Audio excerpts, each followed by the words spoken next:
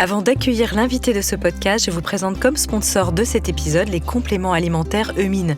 Savez-vous quel complément alimentaire est utile pour vous ? Pas forcément évident de répondre à la question. C'est pourquoi Eumine a réalisé un questionnaire très intéressant sur leur site eumine.fr grâce à une série de questions ciblées et leur expertise des plantes depuis 28 ans. Eumine sélectionnera pour vous des compléments alimentaires adaptés à vos besoins de santé ou bien-être. D'ailleurs, le petit plus que j'aime beaucoup chez eux, c'est que les compléments alimentaires Eumine sont fabriqués en France uniquement avec des ingrédients d'origine naturelle. Je vous conseille vivement de réaliser ce petit questionnaire très utile pour une micronutrition ciblée. Il est en ligne sur le site www.eumine.fr, oemine.fr.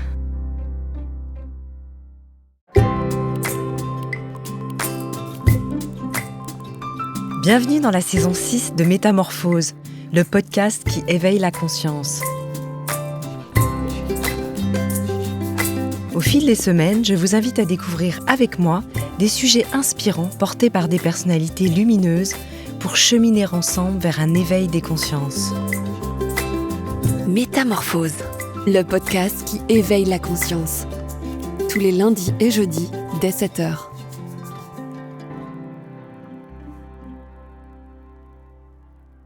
Il y a quelques années, en 2020, le documentaire « Derrière nos écrans de fumée » mettait sous nos yeux les rouages de la guerre pour l'attention, menée par des géants du numérique, et les effets sociétaux désastreux de l'hyperconnexion. Les neurosciences nous aident à comprendre les mécanismes sous-jacents de cette dépendance et comment l'hyperconnectivité nous procure des shoots de dopamine qui peuvent nous couper des liens avec nous-mêmes et avec les autres. Sous l'emprise de nos écrans, nous prenons moins le temps de ressentir et d'observer. Déconnectés de notre propre corps, nous le sommes aussi de notre environnement naturel. Pour en parler, mon invitée est docteur en neurosciences et psychologue clinicienne avec l'approche de la psychologie intégrative, une approche thérapeutique dite holistique. Elle publie un essai intitulé « Revenir à soi » aux éditions Albin Michel. J'ai le grand plaisir de recevoir Sophie Lavaux. Bonjour. Bonjour Guila. Merci d'être présente. C'est un plaisir. Alors, justement, qu'est-ce qui, dans votre parcours de psychologue clinicienne et de docteur en neurosciences, vous a conduit à vous intéresser aux effets de l'hyperconnexion, au point d'en écrire un livre ? Ah oui, alors c'est un parcours qui remonte à un petit peu loin. Au départ, j'ai fait des études de biologie. Donc je me suis intéressée aux sciences de la vie et de la Terre. Donc vraiment l'environnement naturel dans son ensemble. Et peu à peu, je me suis dirigée vers le comportement humain. Je me suis dit, mais finalement, dans les sciences de la vie, il y a une question d'équilibre. Et là, je suis face à un problème, c'est que l'humain n'arrive pas à rester en équilibre avec le vivant. Qu'est-ce qui se passe sur le plan environnemental ? Et donc, il faut que je comprenne ce qui se passe dans le cerveau humain.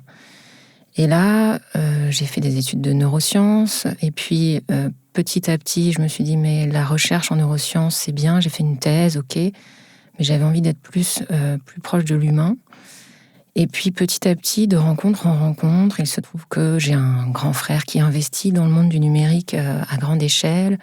Je me suis retrouvée dans un groupe de réflexion, l'Agora 41, qui est un think tank à l'ANSSI, à l'Agence nationale des systèmes de sécurité, la cybersécurité, en fait.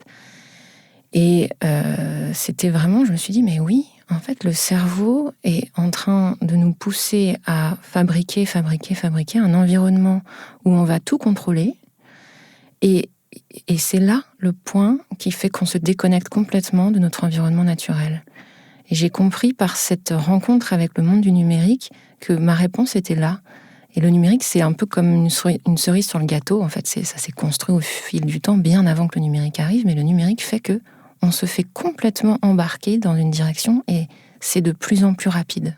Et donc le numérique, ce serait ce monde sur lequel on aurait la toute-puissance. C'est cette espèce de sensation de domination. Exactement. On peut faire reculer les limites de la maladie, de la mort, se dire même qu'on pourrait aller habiter sur d'autres planètes. On peut tout modéliser, paramétrer. On peut même complètement mimer un cerveau humain. Enfin, oui, on recule vraiment, on transcende les limites du monde physique. Donc ce serait la peur de l'inconnu qui nous forcerait à pouvoir nous connecter en permanence. Je pense, oui. Je pense que c'est une manière d'échapper à notre condition humaine. Et donc du coup vous prenez l'inverse, en disant qu'il faudrait moins de numérique pour revenir à soi. Est-ce que revenir à soi, c'est pas revenir à sa vulnérabilité, revenir à l'inconfort d'être humain, de revenir aussi à notre condition de mortel? Est-ce que c'est pas très douloureux de revenir à soi finalement? Oui, c'est douloureux, mais est-ce qu'on peut vraiment traverser sa vie sans douleur? Et la douleur, c'est comme un signal émotionnel, comme finalement la tristesse, la colère, la joie. Ça nous donne des indications sur là où on est et notre interaction avec notre environnement. Et si on n'écoute plus ces signaux-là, on n'arrive plus à s'adapter à notre environnement. Et ça, c'est vrai que c'est difficile aujourd'hui de dire aux gens, bah oui, il faut pouvoir traverser la souffrance, et la souffrance peut se traverser ensemble. Mais en fait, la vulnérabilité nous amène à réfléchir à la manière dont on peut justement se donner la main et avancer ensemble. Donc, cette question que je pose dans le livre, c'est, oui, on peut aller vers le tout numérique, on peut devenir des super robots, automates, mais quel sens ça aura pour notre humanité? Et je pense que le sens de notre humanité, c'est d'être en lien. Lorsque vous dites revenir à soi, c'est revenir aussi à une acceptation de la déceptivité du réel, ou alors comment rendre le réel aussi un peu attractif? Est-ce qu'il y a des va-et-vient? Parce que c'est vrai que vous prenez le retour au corps, etc. Est-ce qu'il y a moyen de pouvoir trouver de l'espoir dans ce monde sans le numérique? Alors, je crois qu'il faut... on ne peut pas remettre en question l'envahissement du numérique tel qu'on le voit aujourd'hui. Je crois que simplement, on doit se poser la question, comment est-ce que je peux continuer à vivre avec, tout en étant encore conscient de ce que je veux investir dans mon existence. C'est-à-dire que le numérique va finalement faire ça peut être une sorte de tunnel où on va s'embarquer dedans et on répond aux notifications, on répond aux sollicitations, on répond. On éloigne effectivement la douleur, la souffrance. Le soir, on rentre chez soi, on allume un écran pour ne pas avoir à penser, à réfléchir. Et même les géants du web ont toutes les techniques pour ne pas nous laisser le temps ni l'espace de penser et de réfléchir à ce qu'on est en train de faire. Donc en fait, c'est retrouver un équilibre, en fait, remettre de la conscience là où on est. En fait, est-ce qu'on ressent vraiment là où on est? Est-ce qu'on est encore à l'écoute des signaux? Parce que les émotions, c'est quand même des signaux très importants qui nous indiquent nos besoins. Est-ce qu'on ressent ses propres besoins? Ou est-ce qu'on est juste en train de poursuivre une course folle en se comparant à son voisin pour vouloir faire mieux, pour être dans la performance? Et c'est ce qu'on apprend à faire à l'école. Alors justement, ça, c'est aussi une autre problématique et non des moindres. Les écrans à l'école, le numérique à l'école, on sait que de plus en plus, il y a certains sites internet qui sont très dangereux pour les enfants. Lorsque vous parlez de l'attention aussi, c'est quelque chose que l'on va retrouver dans ce retour à soi. Quelles sont les règles? Comment aider, en fait, même au niveau neurosciences, un cerveau d'enfant à pouvoir ne pas complètement faire l'impasse du numérique à un certain âge, parce que sinon ce sera une désociabilisation évidente, et en même temps ne pas le forcer à une hyper-attention que suppose l'écran? Je crois qu'il faut simplement qu'on rééquilibre, que le jour où on met une tablette dans les mains d'un enfant, qu'on puisse aussi être en mesure de lui apprendre à nommer ses émotions, à comprendre ce qui se passe, à nommer la frustration, parce qu'un cerveau d'un enfant est très impulsif. C'est-à-dire que c'est stimulus-réponse. On a une partie du cerveau qui est le cortex frontal, qui vraiment va maturer tout au long de l'enfance et de l'adolescence, et qui arrive à maturation, entre guillemets, à 20 ans à peu près, donc ça met quand même beaucoup de temps. Et pendant tout ce temps-là, on est face à une impulsivité très forte. On a du mal à réguler ses émotions de manière vraiment physiologique. Donc, si en plus de ça, on amène des outils qui nous rendent encore plus impulsifs, oui, on doit vraiment repenser la manière dont on va accompagner l'enfant à comprendre ce qui se joue pour lui. Et quand vous dites impulsif, ça peut être par exemple des jeux vidéo ou des choses comme ça? Oui, et impulsif, c'est vraiment la réaction à la dopamine directe. Alors, La revenons récompense. lentement, bien sûr, au b.a.-ba, c'est-à-dire qu'est-ce qui se passe dans notre cerveau en termes de neurosciences quand on est connecté? Alors, quand on est connecté, alors c'est vrai que la connexion, Elle recouvre pas mal de choses. On peut être connecté à différents objets connectés, à son écran, à tout ce qui va faire défiler des données. C'est la récompense, par exemple. C'est les réseaux sociaux, le fil d'actualité qu'on peut rafraîchir à l'infini. C'est l'attente d'une stimulation. On va aller chercher cette stimulation d'ailleurs. En fait, moi, je suis mon premier objet d'étude. Je suis en train de faire la queue, je sais pas, à la poste, ça met 3 heures. Je sors mon téléphone et je fais défiler mes applis. Je vais l'une, l'autre. Et en fait, qu'est-ce que je fais pendant ce temps-là ? Je suis en train de me couper d'un sentiment qui m'est inconfortable, qui est de l'ennui. Je suis en train de me dire, j'ai rien à dire aux personnes qui sont autour de moi. Je me plonge dans mon univers. Et je vais chercher comme ça, quelqu'un a liké mon truc. Ah oui. Et puis c'est des petites récompenses comme ça qui font que, je vais comparer ça à un rat ou une souris qui cherche un morceau de gruyère, mais c'est un peu ça, en fait, dans le cerveau. Alors, est-ce que vous êtes en train de nous dire que ça serait bien qu'on s'ennuie plus ? Alors, on est en train de revisiter un peu les vertus de l'ennui. Dans l'ennui, on a une partie de notre cerveau qui s'active, qui est le réseau du vagabondage mental. Donc on va vagabonder, on va associer des idées les unes avec les autres, et c'est comme ça qu'on résout des problèmes. En associant des idées qu'on ne s'était pas permis d'associer parce qu'on était concentré dans une tâche.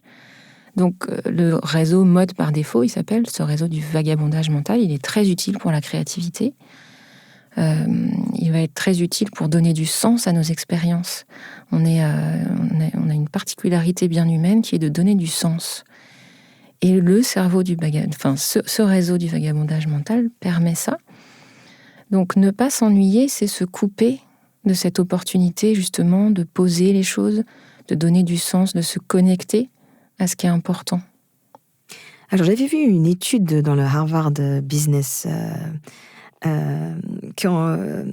c'était Harvard Business Review, je crois, que lorsqu'on est au repos, le cerveau est extrêmement actif. Ça revient un peu à ce que vous dites, c'est-à-dire qu'en fait, il ne faut pas penser que notre cerveau commence à jubiler parce qu'on est en train d'emmagasiner des informations sur Internet, parce que beaucoup de personnes pensent que l'emmagasinement d'informations rend plus intelligent, mais qu'au contraire, c'est quand on est au repos, dans l'ennui, dans le repos même du corps, pendant le sommeil, que le cerveau travaille le plus. Ça m'avait... Pour moi, c'est vraiment là où tout se joue. Et on rejoint un peu les rêves. Les rêves, c'est cette activité cérébrale où tous les liens sont permis. On n'a plus du tout de limites. On peut associer toutes les idées les unes avec les autres. Alors qu'à l'état de veille, on va se mettre tout un tas de barrières. Vous voyez, les choses sont un peu compartimentées dans le cerveau et tout d'un coup, tout peut se mélanger.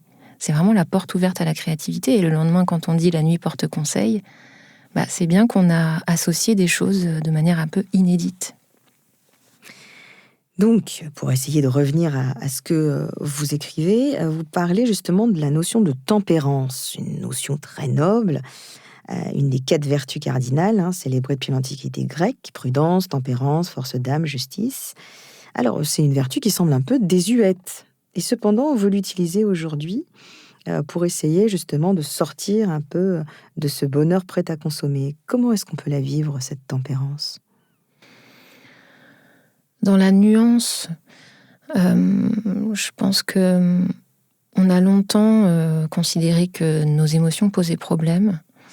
Je crois qu'aujourd'hui, maintenant qu'on connaît bien comment fonctionne, on a quand même beaucoup plus d'arguments sur la manière dont notre cerveau utilise des biais cognitifs et tout ça, on va en parler probablement.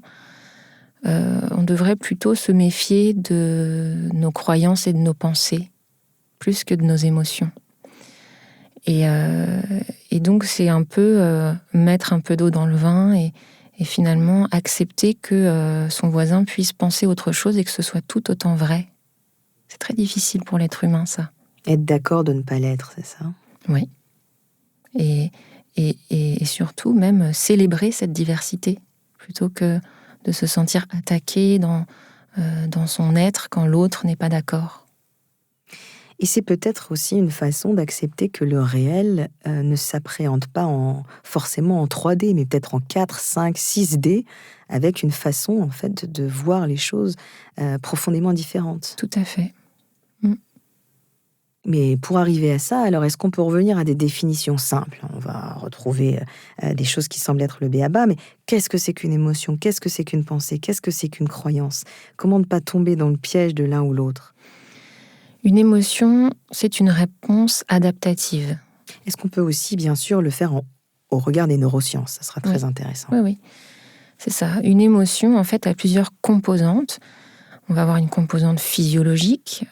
Donc, dans le corps, il y a tout un tas de sécrétions hormonales, de neurotransmetteurs, qui font que l'émotion va vraiment se vivre à l'intérieur. Et puis, émotion, c'est émovere, ça s'exprime aussi à l'extérieur.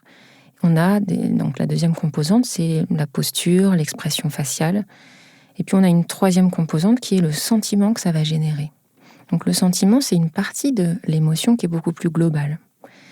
Et l'émotion, elle va vraiment passer par le filtre cognitif, c'est-à-dire la manière dont je vais percevoir cette émotion pour moi dans mon contexte culturel, à travers mes croyances, etc. Et puis, à partir de ces trois composantes, il y a une quatrième composante qui se dessine, qui est l'intention. Une fois que je ressens cette émotion à l'intérieur de moi, que je l'exprime par ma posture, mon expression, que je ressens quelque chose dans mes pensées, quelle est mon intention? Comment je pense que je vais réagir? Ça configure complètement l'émotion sur le plan neurophysiologique. Ensuite, donc l'émotion est une réponse adaptative, c'est-à-dire que ça va être un signal que je ressens face à un environnement. Ensuite, il va y avoir les pensées. Les pensées, souvent, vont être biaisées par la manière dont je ressens les choses. Donc je vais teinter mes pensées au prisme de ce que je ressens. Voilà, je pense que sur le plan cognitif. Et ensuite, les croyances, c'est ce qu'il y a bien dessous tout ça, qui fait que mes croyances vont prédire en quelque sorte mes émotions et mes pensées dans un certain contexte. Par exemple, si je me promène dans une forêt et que j'ai la croyance que je peux croiser un serpent qui peut m'attaquer, alors au moment où je vais voir sur le côté de mon œil quelque chose qui ressemble à un serpent, je vais sursauter, je vais avoir une émotion. Mais si j'avais pas cette croyance, si j'étais dans un tout autre environnement, je sais pas, dans ma chambre en sécurité et que je voyais quelque chose sur le côté de mon œil, je n'aurais pas eu cette réaction émotionnelle de la même manière. Donc ça dépend bien de la manière dont j'ai déjà intégré le modèle du monde dans mon cerveau. Tous les causes à effet que j'ai intégrés à l'intérieur. Ça, c'est les croyances. Et on voit ça dans les phénomènes de religion. Plus je vais croire en quelque chose, plus je vais interpréter les choses au prisme de mes croyances. Avec des biais de confirmation. Avec des biais de confirmation, exactement. Et en fait, j'adore parler de ce sujet parce que les gens disent « Oui, mais alors, on se trompe. Les gens se trompent. » Mais en fait, non. Je pense que chacun construit sa réalité et chacun essaye de trouver les moyens de recevoir quelque chose de plus grand que lui dans ce monde. En fait, quel que soit le degré d'ouverture, quels que soient les mots qu'on va poser, juste le fait d'ouvrir un petit canal et laisser traverser des choses, c'est déjà incroyable. Dans les croyances, donc les croyances sont, en fait, en d'autres termes, obligatoires pour exister. Et on ne peut pas les remettre en question, elles sont propres à chacun. C'est ce qui nous permet de, justement, mettre un sens à ce qu'on voit. Oui, mettre un sens, pouvoir interagir. Alors, justement, au niveau de la connexion, de l'hyperconnexion, du numérique, on ne nous permet plus de faire ce travail, finalement, de croyance, puisque ce qui est présenté en lien avec, on va dire, une croyance presque universelle. C'est ça. Il y a un phénomène d'uniformisation qui est, à mon sens, un petit peu dangereux. Effectivement, on a du mal à écouter ce qui est un peu plus en lien avec soi en tant qu'être singulier. Est-ce que dans ce que vous nous dites, émotions, pensées, croyances, il y a des zones de cerveau qui vont être plus ou moins sollicitées au niveau neurosciences? Et est-ce que il y a quelque chose qui pourrait nous permettre de nous sauver du numérique par justement le fait de se dire que bon, même si j'ai beaucoup de déceptivité dans le monde qui m'entoure, je sais qu'aller prendre un verre entre amis, en me déconnectant total du numérique, ça va me permettre d'allumer une zone du cerveau qui va me rendre aussi heureux, aussi plein de joie que si j'étais en train de surfer en termes de dopamine. Oui. Alors, il y a beaucoup de choses dans votre question. Les zones du cerveau, quand on parle d'émotions et de pensée et de croyances, en fait, pendant longtemps, on a pensé on appelle ça le cerveau triunique de MacLean. C'est un neurobiologiste qui, dans les années 60, avait établi cette théorie en disant qu'on avait un cerveau émotionnel, limbique, voilà le fameux. Voilà, et un cerveau plus vraiment, c'est l'intelligence, la logique. Donc, on a séparé les deux pendant longtemps. Et en fait, aujourd'hui, on sait que ce modèle déjà est obsolète. Et qu'en fait, notre système cognitif s'est vraiment formé en intrication totale avec le système émotionnel. On ne peut pas séparer les deux. Donc ça, c'est très important à comprendre sur le plan neuroscientifique. Et donc, on est dans une globalité. Le cerveau fonctionne de manière globale. Et après, du coup, j'ai oublié la suite de la Alors question. déjà, juste savoir où naît l'émotion. Donc, on est d'accord que l'émotion, elle est partout dans le cerveau. On ne peut pas lui dire uniquement limbique ou on ne peut pas lui dire uniquement reptilien, vous savez. Si, en fait, alors oui, il y a un système limbique, c'est important quand même de le dire, bien sûr, mais il ne fonctionne pas de manière autonome tout seul. Il est complètement alimenté et complètement connecté au reste du cerveau. C'est juste ça que je voudrais... Bien souligné. Et alors, une fois que maintenant, on sait un peu où se trouvent les émotions et comment est-ce qu'ils interagissent avec le reste du cerveau, comment nous procurer, en particulier pour une réalité déceptive, la joie, émotion joie, que l'on ressent quand on est complètement absorbé dans le numérique, et surtout en rapport au corps. Je proposais d'essayer de ressentir la joie d'être tous ensemble quand on sort prendre un verre avec des amis ou un temps familial. Comment est-ce qu'on peut essayer de se dire, ok, plutôt que d'aller chercher ce contentement que j'ai dans la toute-puissance d'un contrôle numérique, je vais le trouver dans un moment où je sais que je vais ressentir la même chose au niveau plaisir, même émotionnel, dans le réel. Je pense que là, on touche du doigt la différence entre plaisir et bonheur. Pour moi, le bonheur, c'est venir nourrir de manière durable mes besoins. Et le plaisir, ça peut justement être cette succession de petits plaisirs qui court-circuitent en quelque sorte vraiment nos véritables besoins. Je pense que c'est là où le numérique nous envahit un peu trop. Il vient court-circuiter nos besoins fondamentaux, en fait. Parce que moi, quand je passe une soirée à faire défiler mon fil d'actualité et que j'éteins mon téléphone, je ne sais pas pourquoi, je ressens une forme d'anxiété à l'intérieur de vide. Moi, dans mon corps. Ouais. Une sorte de vide. Vraiment un sentiment d'absence de sens. D'avoir perdu son temps. Ouais. Enfin, en tout cas, voilà, je sens que j'ai pas comblé ce qui était important pour moi. Et pourtant, j'ai eu quelques petits shoots de dopamine en allant à droite à gauche. Donc, c'est plutôt ça, c'est plutôt sur la durée. Et on a une partie du cerveau qui est le cortex frontal, qui est donc juste derrière le front, une partie du cerveau qui s'est surdéveloppée chez l'humain par rapport aux autres espèces animales et qui permet de planifier, de résoudre des problèmes et aussi de mettre en place des comportements dirigés vers un but. Et on met en place des comportements dirigés vers un but en attribuant une valence positive, notamment quand on y va vers ce but, à nos comportements. Et donc c'est là où on va mettre en place, je sais pas, imaginons, je voudrais changer de travail, et je suis en train de m'interroger sur ce qui est vraiment important pour moi, être en lien avec mes collaborateurs, je ne sais pas quelle cause peut me mobiliser. Et je peux avoir ça en tête, et pourtant être tellement dans les petits plaisirs éphémères de tous les jours que je peux en oublier mon objectif final et traverser la vie sans avoir jamais pu mettre en place ce qui était réellement important pour moi. Et ça, c'est le cortex frontal qui est en fait court-circuité par ces successions de petits plaisirs. Exactement de la même manière que quand on veut maigrir, et Et en fait, parfois, on se rend compte qu'on va avaler un pot de glace parce que le but à atteindre a l'air très difficile. Et donc, on va court-circuiter.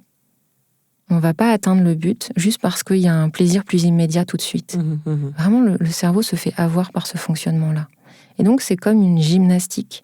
Il faut se rappeler un peu chaque jour, au fait, qu'est-ce qui a du sens pour moi ? Et c'est là où on va vraiment remettre un peu la bonne direction.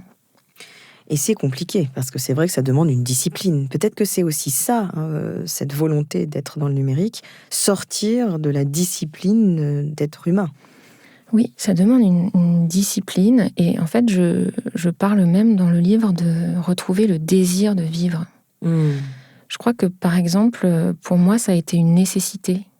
Je me questionne pourquoi est-ce que ça a été si nécessaire pour moi, qu'est-ce que je pourrais proposer comme recette aux autres pour que ça devienne aussi nécessaire pour eux. Et finalement, pour l'instant, j'ai pas trouvé d'autre chose que de questionner. D'ailleurs, le livre ouvre beaucoup de questions et je crois que c'est à chacun de saisir ce que ça fait résonner en lui en fonction de ses croyances, de son éducation. Il n'y a pas de conformisme à avoir, il n'y a pas de réponse toute faite. Mais déjà s'interroger sur ce qu'on veut vraiment investir dans cette existence.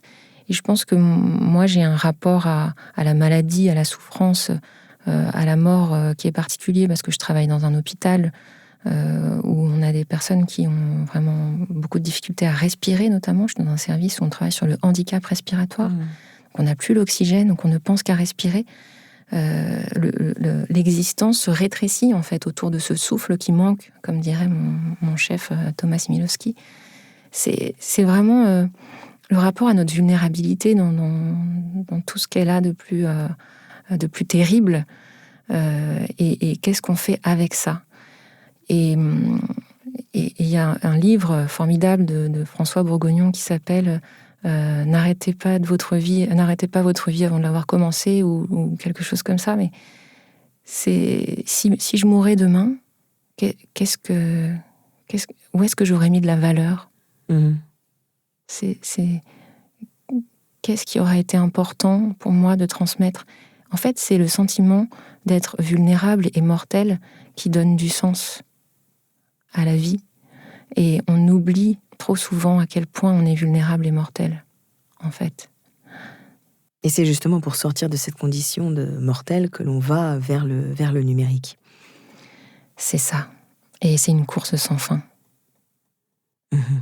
Et ce qui est terrible, bien sûr, c'est que la société en joue, puisque, bien entendu, comme on est dans une possibilité d'avoir tout ce qu'on veut au niveau numérique, eh bien, pourquoi est-ce qu'on irait chercher la souffrance ? On revient à ce qu'on disait, et à cette déceptivité que nous propose la vie de tous les jours. D'ailleurs, vous parlez aussi d'un autre très grand chercheur, Viktor Frankl, le père de la logothérapie, sur le sens de la vie.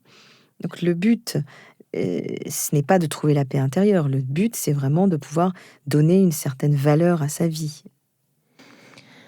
Oui, et je crois que la paix intérieure est une conséquence, effectivement. Quand on a trouvé peut-être sa place ou quand on a mis du sens, quand on se rapproche de ce qui est important pour soi, on trouve une paix intérieure. Ouais, je pense que c'est un effet secondaire. Alors, qu'est-ce que vous préconisez vraiment, j'allais dire comme un docteur, en termes d'ordonnance ? Qu'est-ce que vous préconisez comme nombre de secondes, de minutes, d'heures à passer par jour sur le numérique ? Pourquoi faire ? Est-ce que c'est pour surfer, récolter des informations ? Est-ce que vous dissociez le fait de surfer au fait de répondre à des emails ? Comment est-ce qu'on essaye d'avoir une ordonnance saine sur cet outil qui, il est vrai, déborde dans nos vies de tous les jours ? Alors moi, là, j'ai envie de revenir au système nerveux. Et notamment le système nerveux autonome, qui est cette partie du système nerveux qui fonctionne sans qu'on ait besoin d'y penser, qui nous fait respirer, qui régule toutes nos fonctions physiologiques. Et dans ce système nerveux autonome, on a deux branches qui oscillent, deux activations différentes. Le système parasympathique, le système du repos, de la digestion, de la récupération, et le système sympathique, celui du stress qui fait qu'on va interagir, qu'on va combattre, fuir, etc. Et tout l'enjeu, c'est de pouvoir, après un stress aigu, trouver des phases de récupération. Si on arrive à faire ça, alors c'est très bien, on se sent en équilibre. C'est cette fameuse recherche d'équilibre qu'on a dans le développement personnel. Alors, comment on fait ? Ça passe déjà par écouter à l'intérieur de soi l'état dans lequel notre système nerveux est. Est-ce que je suis plutôt là en parasympathique ou plutôt en sympathique ? Et ça, c'est ce qu'on appelle de la neuroception. On a longtemps parlé à l'école, on n'apprend que ça, les 5 sens, mais on ne parle pas des sensations internes. Qu'est-ce que je ressens à l'intérieur de moi ? Et pourtant, ça fait tout autant partie de notre sensorialité. Et la neuroception, c'est ça. C'est la capacité à ressentir quand mon thorax est un peu serré, quand j'ai des papillons dans le ventre ou des choses qui me dérangent dans la gorge. Et comme ça, je peux être conscient, ah oui, là, je ressens un peu d'anxiété. Ah oui, là, je me sens fatiguée. Tous ces signaux internes du corps qui finalement nous indiquent ce qu'on doit faire. Et là, si je suis capable de ressentir que je me sens un peu anxieuse, un peu fatiguée, je déconnecte beaucoup plus facilement. Ah là, je vais laisser de côté mon téléphone, je vais vraiment m'allonger, me prendre une petite couverture et un bouquin. Et là, je ressens peut-être à l'intérieur de mon corps quelque chose qui s'apaise. Et si ça s'apaise, c'est que c'est la bonne direction. Revenir à soi, c'est ça. C'est être à l'écoute de ce que ça me fait, de m'embarquer dans une activité et être capable de revenir si jamais c'est pas OK pour moi. Et c'est ça qui nous manque aujourd'hui, c'est qu'on a tous les outils numériques pour avoir plein de réponses à plein de choses. Et cette course folle à la connaissance, à la performance, nous déconnecte de plus en plus à notre sensorialité, la neuroception, qui nous permet en fait de trouver ces espaces de récupération. Donc je dirais que je sais qu'il y a plein de gens qui ont des recettes magiques un peu, magiques. Par exemple, mettre son smartphone en noir et blanc pour être attiré par les couleurs, j'ai entendu etc. ça, enlever les notifications, surtout plus le faire vibrer. Exactement, la montre connectée, moi j'avoue que j'aime pas trop ça, mais je peux comprendre qu'il y ait des gens qui aient besoin d'en avoir une. Et en fait, moi je suis pas tellement dans la liste de ce qu'il faut faire. Je suis plutôt dans une démarche de, finalement, apprenez chacun à ressentir ce dont vous avez besoin.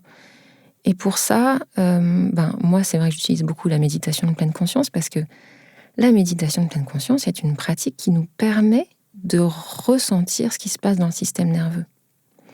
Donc, finalement, de se reconnecter à cette neuroception si importante. Comme un microscope, en fait. Tout d'un coup, on voit l'intérieur. On voit l'intérieur. Et on peut, du coup, s'adapter. Donc, finalement, il y a des gens qui vont pouvoir être multi-connectés, multitâches. J'ai pas envie de leur dire ce qu'ils doivent faire. Par contre, j'ai envie de leur dire, écoutez, si ce que vous faites vous convient vraiment, et si la réponse est non, ça me déborde, je voudrais que ce soit autrement, alors effectivement, trouvez les moyens de reprendre contact avec votre système parasympathique et revenir au contact de ce que vous ressentez. Et là, on peut passer par toutes les pratiques dites psychocorporelles, le yoga, le qigong, la cohérence cardiaque, où on va reprêter attention à son souffle et même respirer de manière à rentrer en résonance avec la régulation naturelle de sa pression artérielle. C'est quand même fascinant, cette pratique. Et comme ça, on va optimiser ce qu'on appelle le tonus vagal. C'est notre capacité, justement, à récupérer après un stress. C'est comme un muscle. On va muscler notre capacité à récupérer après un stress aigu. Et je raconte cette histoire dans le livre du zèbre. Je sais plus si bien ça... sûr. Voilà. Histoire que j'aime bien raconter, c'est un biologiste américain, Sapolsky, qui a écrit un livre en fait qui s'appelle « Pourquoi les zèbres n'ont pas d'ulcères ». Et il décrit cette petite histoire. Il dit un zèbre qui broute dans la savane, et puis il y a un lion qui arrive ou une lionne qui l'attaque. Donc le zèbre a son système sympathique qui se met complètement en émoi et il part au galop avec l'accélération du cœur, tout ce qu'on connaît du système sympathique qui s'emballe. Il échappe au danger. Donc on voit bien que c'est une réaction adaptative très forte. Le stress a été très utile. Le stress est vital. Et puis, une fois qu'il est loin du danger, il se retourne. Il regarde autour de lui. Il voit plus de danger. Alors qu'est-ce qu'il fait, le zèbre ? il rebroute quasiment instantanément. Le danger est parti. Sauf que l'humain, lui, dans cette situation, va utiliser son cortex frontal pour planifier, résoudre le problème en se disant « mais oui, la prochaine fois, si ça arrive », il va même se repasser en boucle l'événement en se disant « j'aurais dû faire ça, ah oui, mais si j'avais fait ça, ça aurait été autrement ». Alors, c'est très bien parce que la prochaine fois qu'il y aura une attaque, il pourra construire une cabane dans les arbres et puis il va échapper au danger. C'est exactement l'histoire de toutes les sécurités qu'on a mis en place aujourd'hui pour ne plus être en danger, justement. Mais on se fait avoir par ce système de résolution de problèmes parce que ce système qui s'enclenche automatiquement, il nous empêche de redescendre après le stress. Et c'est ça tout l'enjeu, c'est d'arriver à redescendre. Et quand on va rester activé dans le système sympathique, qu'on va nourrir nos angoisses en allant sur Internet, en allant sur tous les forums, en cherchant à savoir qui a la vérité sur ce qui s'est passé, etc., on va continuer à maintenir un niveau d'activation du système sympathique très élevé et on va rester comme ça sur un stress lancinant, chronique. Et l'humanité aujourd'hui est sursollicitée de tout ça et a du mal à trouver des espaces de récupération. Et je crois que l'enjeu, il est vraiment là. Un peu comme le zèbre, on se retourne et on se dit mais en fait, il est où le danger là ? Ah, il n'y en a pas ? Moi, je prends un petit temps de pause. Mais pour éviter de mourir par anticipation. Ah, c'est vrai que l'histoire du zèbre est très belle. On a vu aussi certains symptômes arriver de personnes pour lesquelles le repos est anxiogène. C'est-à-dire des personnes qui ne supportent pas de pouvoir ne rien faire. Et quand j'en dis supportent pas, c'est-à-dire que ça peut être même une souffrance physique pour eux d'être déconnectés, c'est-à-dire de se retrouver seuls, à se forcer à essayer de se reposer parce que c'est imposé pour continuer à fonctionner. Est-ce que vous avez quelque chose pour eux ? C'est ça que j'aime bien dans la méditation de pleine conscience par rapport à la relaxation. La relaxation a un objectif qui est de se relaxer. Et quand on dit à quelqu'un d'hyper anxieux « relaxez-vous », c'est encore plus angoissant. Et la méditation de pleine conscience dit « ah, vous êtes angoissé, bah ok, regardons cette angoisse ». Il y a un peu juste le fait d'accuser réception de ce qui est là va désengager le système nerveux de la lutte et du combat. Et donc, le fait de finalement arriver à être relaxé est un effet secondaire de la méditation. Et j'aime bien cette manière de voir parce que on s'impose rien, on est juste tel que l'on est et on s'observe, on met de la conscience. Par exemple, j'ai une insomnie, j'arrive pas à dormir. Je peux effectivement me dire non mais il faut que je dorme demain, sinon je vais arriver en retard à ma réunion, ça va pas, je vais pas réussir mon examen, je ne sais pas ce qui peut me passer par la tête. Et j'ai déjà un système nerveux qui est en situation de stress et je vais rajouter une couche de stress. Donc là où j'ai une action, c'est pas sur la première couche de stress parce qu'elle est là. Je me réveille, j'ai une insomnie, je suis un peu stressée, ok. Mais je peux jouer sur ce qu'on appelle la deuxième flèche, c'est-à-dire la couche de souffrance que je vais me rajouter en plus en essayant de lutter contre quelque chose qui est de toute façon déjà là. On dit toujours que l'angoisse, c'est la peur d'avoir peur. Et c'est vraiment cette deuxième couche qu'il faudrait pouvoir enlever. Et Exactement. Qui est entretenue justement par le numérique, de par toutes les possibilités de biais de confirmation qu'on peut y trouver, en particulier vis-à-vis des différentes croyances alimentées. Sophie, c'est déjà la fin de notre discussion. Merci d'être venue sur Métamorphose. Merci beaucoup. Pour nous expliquer justement comment, grâce à moins de numérique, on peut revenir à soi. Je rappelle le titre de votre essai, Revenir à soi aux éditions Albin Michel. Merci à vous et à très bientôt dans Métamorphose. Merci Guilla, à bientôt. Si vous avez aimé ce podcast, n'hésitez pas à lui donner 5 étoiles sur Deezer et surtout abonnez-vous gratuitement sur votre plateforme préférée pour ne manquer aucun épisode. Découvrez mes invités en avant-première sur Instagram à l'adresse Métamorphose Podcast et abonnez-vous aussi gratuitement dès maintenant à la newsletter Métamorphose pour être au courant de nos conférences, ateliers et de nos dernières actualités. Pour ça, rendez-vous sur notre nouveau site www.métamorphosepodcast.com. Métamorphose, le podcast qui éveille la conscience. Tous les lundis et jeudis, dès 7h.